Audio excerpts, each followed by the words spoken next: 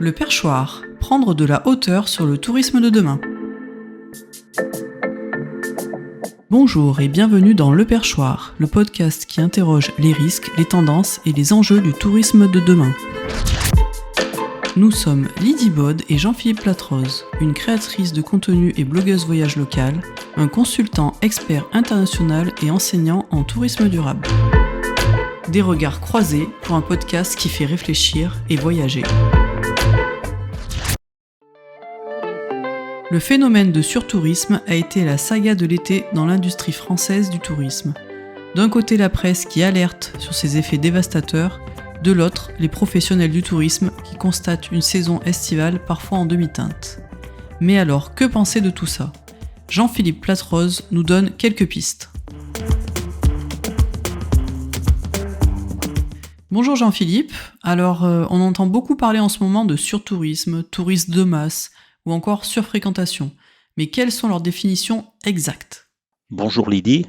Oui, effectivement, ces trois termes sont très utilisés cet été dans à peu près tous les médias. Pour bien comprendre les choses, il convient de faire un petit peu de retour en arrière sur le plan historique. Le tourisme en France, c'est une activité qui s'est développée à partir de 1936 et la mise en place par le gouvernement du Front populaire des premiers congés payés. Très rapidement, on va dire après la Deuxième Guerre mondiale, l'essor du tourisme fait qu'on s'est retrouvé assez rapidement devant un manque d'hébergement et donc cela a nécessité l'ouverture de stations balnéaires en France, mais aussi principalement autour du bassin méditerranéen, dans la folie de la reconstruction en quelque sorte après les sévices de la guerre. Et donc je pense en particulier à la côte méditerranéenne espagnole, voire italienne, qui s'est bétonisée et qui a donc amené les prémices de ce qu'on va appeler le tourisme de masse. Donc le tourisme de masse est un élément qui n'est pas si récent que ça. On peut considérer que c'est un sujet qui remonte aux années 1960, milieu des années 60 en quelque sorte. Donc pour donner un détail à ces trois termes, on peut considérer que le tourisme de masse serait plutôt à l'origine. Et puis, progressivement, on va arriver à la fin du XXe siècle, au début du XXIe siècle, sur un deuxième problème qui est le problème de la surfréquentation. Qu'est-ce que c'est que la surfréquentation ? Eh bien, la surfréquentation, c'est le moment lorsque la pression du nombre de touristes fait que le seuil de capacité d'une destination est atteint, voire dépassé.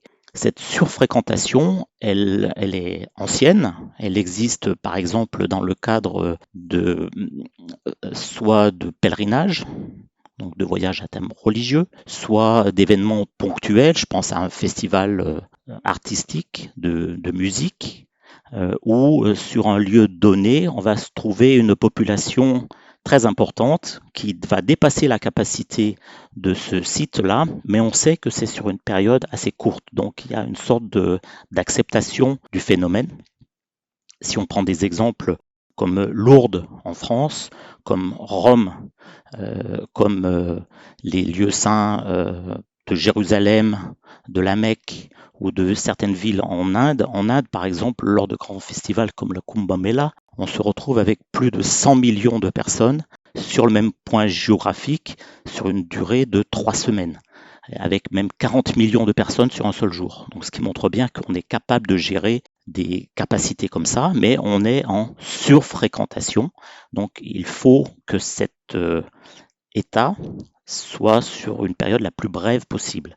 Et puis le troisième point, c'est le surtourisme, qui serait le risque ultime, c'est-à-dire que le surtourisme apporte un nombre de touristes sur un lieu déterminé très important, au-dessus de la capacité de ce lieu à accueillir ces visiteurs, ces touristes, mais aussi avec une durée longue, non connue, et avec des risques importants sur l'environnement, sur la population locale et sur un ensemble d'autres critères, comme par exemple un changement sur les logements. Il n'y a plus de logements pour la population locale, mais ces logements vont être réservés aux touristes, ou par exemple une perte d'activité non liée au tourisme. Voilà les trois éléments repris. Donc, on peut, pour schématiser, dire que le tourisme de masse, c'est l'origine du problème,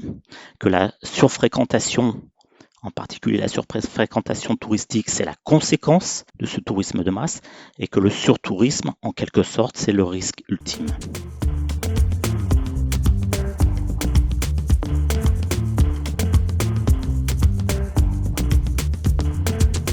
Selon toi, en 2023, quelles sont les villes, régions ou pays qui souffrent réellement de surtourisme à l'échelle de la France et du monde? Alors, cher Lydie, l'année 2023 n'est pas encore terminée, donc il est difficile d'avoir des idées précises. Mais déjà, ce qu'on peut constater avec le printemps et l'été qui se terminent, on a plusieurs régions de France, d'Europe et du monde qui ont, une fois de plus, subi le surtourisme. En France, un peu dans le désordre, mais je pense pour Paris à la rue Crémieux. Je pense bien entendu, comme chaque année, la Tour Eiffel et le musée du Louvre, les jardins de Giverny en banlieue parisienne, avec la floraison des nymphéas qui a amené énormément de monde ce printemps. Et puis un petit peu plus loin, le Mont Saint-Michel, comme chaque année, Étretat, qui a fait aussi la une de beaucoup de médias. On peut parler aussi du zoo de Beauval, qui a vu son nombre de visiteurs augmenter fortement cette année 2023. Et puis des régions comme la Bretagne, avec l'île de Bréa en particulier, Saint-Malo. Et puis également dans le sud, les Calanques de Marseille, qui ont vu énormément de monde et les premières politiques de restriction de fréquentation. Voilà pour la France. En Europe, je peux penser aux destinations, on va dire, classiques et historiques comme l'Espagne, avec des villes comme Barcelone, mais aussi les îles Baléares, les Canaries, malgré les nombreux feux de l'été, la Grèce, tant Athènes que pas mal d'îles, heureusement pas toutes, mais également des villes que l'on retrouve un petit peu au hit parade chaque année, comme Dubrovnik, Venise et ses croisiéristes, Amsterdam, Prague, Lisbonne. Voilà, la liste est quasiment sans fin. On peut aussi parler de régions comme les Cinque Terre en Italie, comme la côte amalfitaine au sud de Naples. Voilà pour l'Europe. Et puis en long courrier, les endroits du monde où le surtourisme se fait sentir, je pense aux régions des Caraïbes. Certaines îles vivent quasi exclusivement de la fréquentation des bateaux de croisière qui, eux, arrivent de manière de plus en plus fréquente et avec des bateaux de taille de plus en plus impressionnante. La côte mexicaine, tant Pacifique que Caraïbes, la Thaïlande. On peut parler de sites également qui ont été très surchargés cette année, comme Angkor Wat au Cambodge, avec le départ, le renouveau, on va dire, du tourisme chinois. Des villes et des lieux comme Agra en Inde avec le Taj Mahal, l'île de Bali en Indonésie, l'Égypte et la Turquie qui ont connu un afflux de touristes, en particulier de touristes russes qui n'ont pas pu venir pour les raisons que l'on sait sur le bassin méditerranéen et qui se sont reportés sur l'Égypte.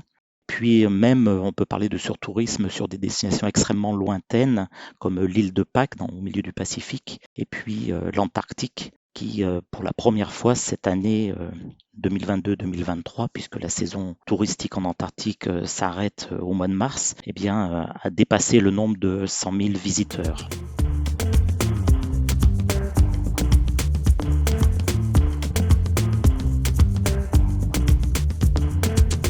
Réseaux sociaux, influenceurs, effets de mode, séries Netflix, les coupables du surtourisme ? Pas que.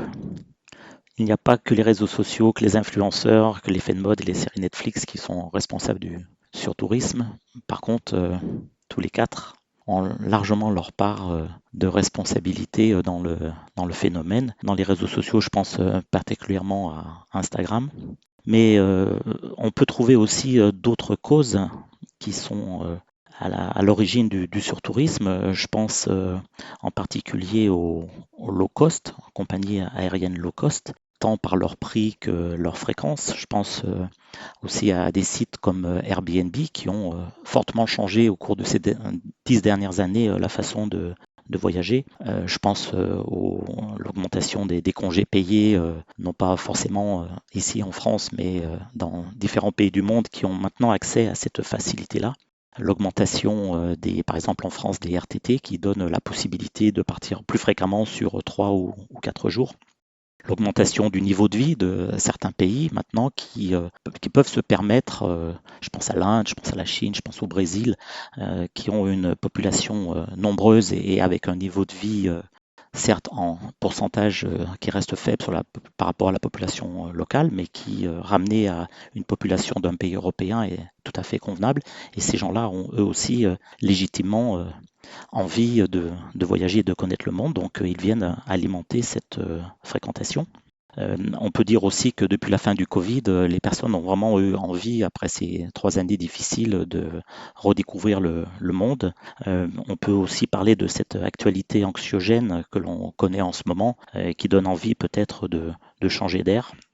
Et puis après, on trouve des choses plus subtiles qui concernent par exemple cette mode du selfie, de cet égo-portrait, comme on dit chez nos amis canadiens, qui donne envie de venir par mimétisme social faire des photos là où on voit nos voisins aussi qui ont pu accéder à ce lieu, ben, on se dit pourquoi pas moi.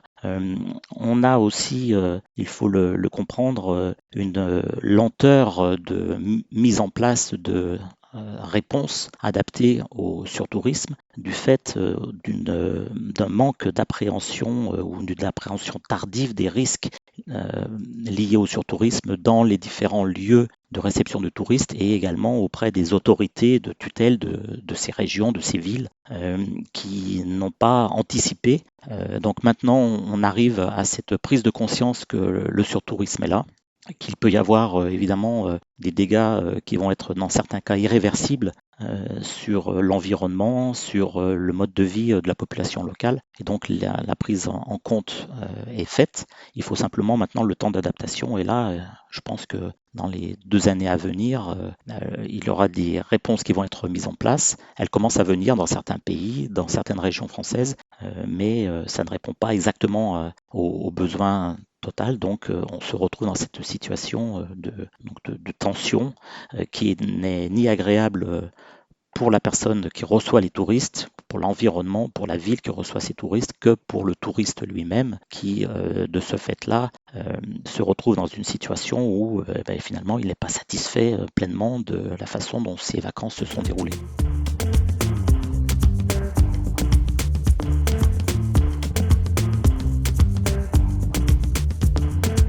Alors je sais que tu as voyagé un peu aux 4 coins de la planète. Est-ce que tu peux nous donner quelques exemples de politiques ou actions mises en place qui te semblent pertinentes pour lutter contre le surtourisme aujourd'hui ?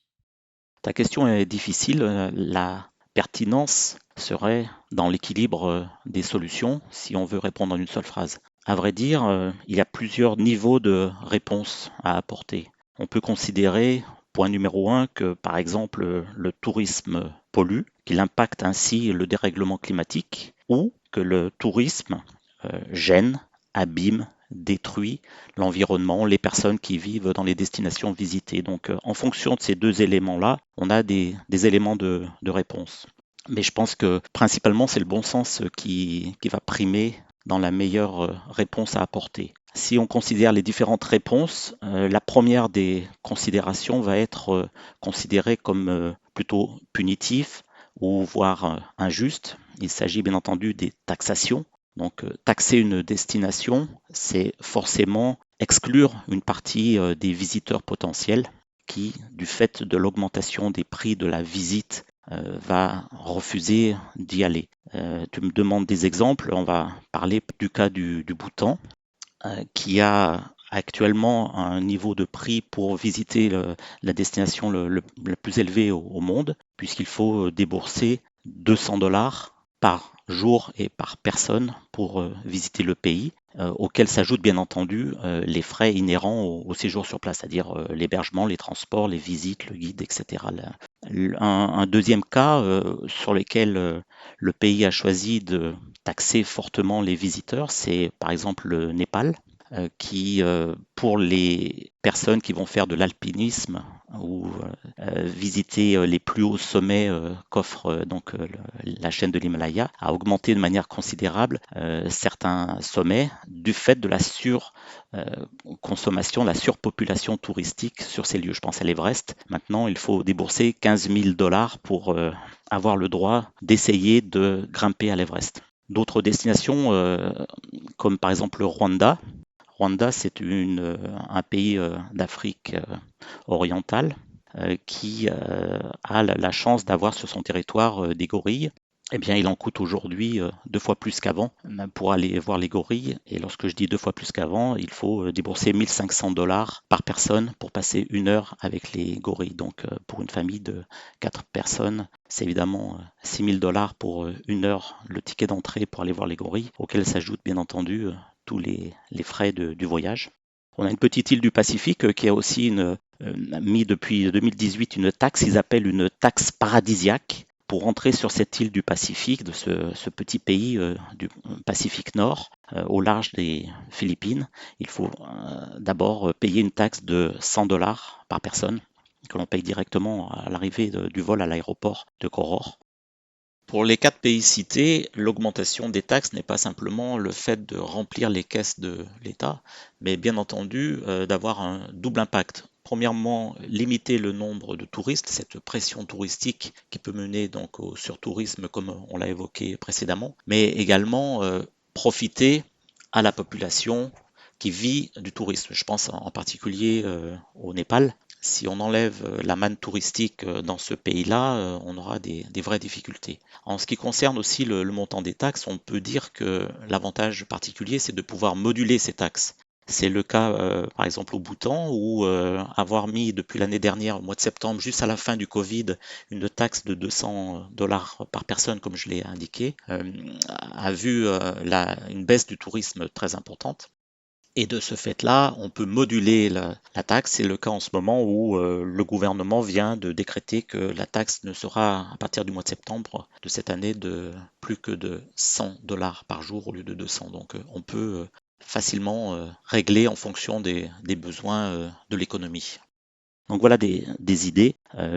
Sur le même plan, mais impactant moins le portefeuille, le système des quotas va être mis en place. On l'a vu cet été pour la première fois dans les Calanques à Marseille, dans différents lieux de Corse aussi, où des quotas sont mis en place, mais on les trouve aussi à Venise ou à Dubrovnik pour rester proche de chez nous.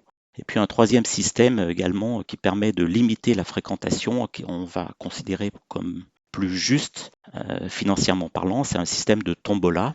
Et c'est les Américains qui ont mis ça en place. On s'inscrit à partir du mois de février d'une année pour l'été en cours. Et si par bonheur on est tiré au sort, eh bien on a la possibilité de passer une journée, 2 ou 3, suivant les parcs. Je pense par exemple à la possibilité de descendre dans la réserve indienne du parc du Grand Canyon du Colorado, la réserve qu'on appelle Havasupai. Eh bien, donc c'est un système d'inscription 6 mois à l'avance et ensuite une tombola. En ce qui concerne le fait de voyager et de moins polluer, bien entendu, il faut favoriser le train en taxant plus les compagnies low cost. C'est une aberration que quand on fait le plein d'essence de son véhicule, 60% du prix du plein d'essence soit constitué de taxes, alors que le transport aérien, qui est un des acteurs polluants de la planète, n'est toujours pas taxé. Donc ça remonte c'est pas depuis hier, puisque ça remonte à 1944 et à la Convention de Chicago. Donc là, il y a un moyen d'action. Il n'est pas logique aussi de voir des billets d'avion low cost qui coûtent moins cher que le parking de l'aéroport d'où l'on part. C'est une simple aberration technique, et si on pouvait taxer tout en gardant des possibilités de vol moins chers pour ceux qui ne peuvent pas faire autrement, on ne peut pas prendre le train pour aller aux Canaries par exemple, eh bien on peut trouver cet équilibre qui permettrait de taxer d'un côté cette augmentation très forte du transport aérien et de reverser ces taxes-là sur les possibilités permettant de baisser les billets de train. Ce qui est important, in fine, c'est le bon sens. Il faut d'un côté comprendre les acteurs économiques qui, après des années difficiles de Covid, cherchent bien entendu à revenir à un niveau économique permettant de justifier les investissements qui sont faits sur place. Il faut aussi qu'il y ait du bon sens du côté des influenceurs, d'arrêter de publier des articles sur les destinations à voir absolument cette année qui mettent une pression formidable sur une destination. On peut également associer les éditeurs de guides touristiques, de faire attention à ne pas trop mettre en avant une destination sans prendre préalablement l'attention sur le fait que cette destination est capable de gérer un afflux de touristes, de visiteurs. Il y a également une partie du bon sens qui doit incomber aux villes d'accueil, aux pays d'accueil, d'être en mesure justement de pouvoir garantir une qualité d'accueil, une qualité de parking sur les lieux concernés, mais ça va aussi au-delà. C'est par exemple le traitement des déchets qui vont être générés par cette augmentation de visiteurs. Donc tout ça, ça incombe aux pays d'accueil ou aux villes d'accueil, aux régions d'accueil. Et dernièrement, il est important que les voyageurs eux-mêmes, les touristes en partance, fassent preuve de bon sens à choisir des destinations justement en dehors des grands flux. On peut aller en Normandie et passer un excellent séjour sans forcément passer à Étretat. Idem pour la Bretagne. On n'est pas obligé d'aller en Sardaigne et de rester dans le nord de la Sardaigne où l'on sait qu'à la fois les bateaux et les avions arrivent. On peut traverser avec son véhicule sur le ferry qui va vous amener à Porto Torres et puis ensuite descendre dans le sud de la Sardaigne où il y a de belles opportunités de séjour. Donc voilà, c'est un ensemble de choses qui est extrêmement sensible et donc encore une fois c'est l'équilibre et le bon sens qui va primer et comme je pourrais le dire pour terminer, tout est dans l'art des choix en 3 mots pour que les prochaines vacances soient de bonnes vacances. Le surtourisme reste un phénomène très complexe et un enjeu primordial pour le tourisme de demain. Merci Jean-Philippe pour cet éclairage et cet œil expert sur le sujet. Nous espérons que ces quelques minutes en notre compagnie vous auront aidé à y voir un peu plus clair sur ce sujet et qui sait, peut-être vous aider dans le choix de votre prochaine destination. Si ce podcast vous a plu, n'hésitez pas à mettre un commentaire et des étoiles si cela est possible. À bientôt pour un prochain épisode et en attendant, beau voyage à vous tous.